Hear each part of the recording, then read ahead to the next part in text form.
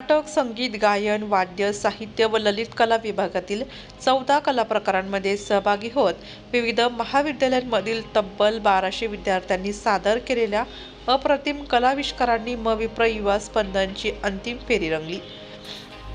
विद्यार्थ्यांच्या विविध कलागुणांना व्यासपीठ मिळवून देण्यासाठी मराठा विद्याप्रसारक संस्थेच्या वतीने दरवर्षी म.विप्र युवा स्पंदनचे आयोजन केले जाते. प्राथमिक फेरी पार पडल्यानंतर गंगापूर रोडवरील कर्मवीर रावसाहेब थोरात सभागृहात म.विप्र युवा स्पंदन अंतिम फेरी पार पडली. सोहळ्याच्या अध्यक्षस्थानी म.विप्रचे सरचिटणीस ॲडव्होकेट नितीन ठाकरे होते. याप्रसंगी म.विप्रचे नाशिक ग्रामीण संचालक रमेश पिंगळे, शिक्षणाधिकारी डॉक्टर नितीन जाधव, डॉक्टर भास्कर ठोके, doctor D Lokhande, doctor KS. Shinde, प्राचार्य एस.एस. काळे, उपप्राचार्य पी.व्ही. कोटमे, डॉक्टर व्ही.बी. पोरस्ते, डॉक्टर कल्पना हिरे, पर्यवेक्षक रवींद्र कदम, आदिल शेख, सतीश वराडे, उत्तम करमळकर, आनंद अत्रे, सागर कुलकर्णी आदी मान्यवर उपस्थित होते.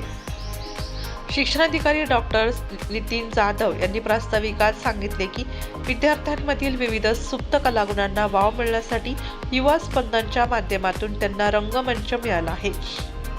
यावेळी विविध 20 कला प्रकारांमध्ये म.विप्र संस्थेच्या अंतर्गत असलेल्या विविध महाविद्यालयातील 1200हून अधिक विद्यार्थ्यांनी सहभाग नोंदवला असल्याचेही ते म्हणाले.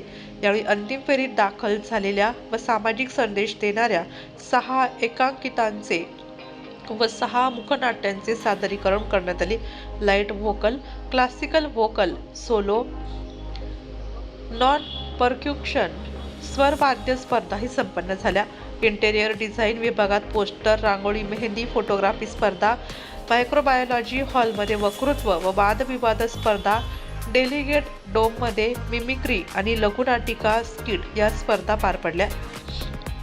स्पर्धा समन्वयक डॉक्टर तुषार पाटील यांनी प्राथमिक स्पर्धेचा आढावा घेतला. यावेळी प्राध्यापक छाया लबडे यांनी सूत्रसंचलन केले व आभार मानले. याप्रसंगी म.विप्रच्या विविध महाविद्यालयांमधील प्राचार्य, विभाग प्रमुख व प्राध्यापक वृंद उपस्थित होते.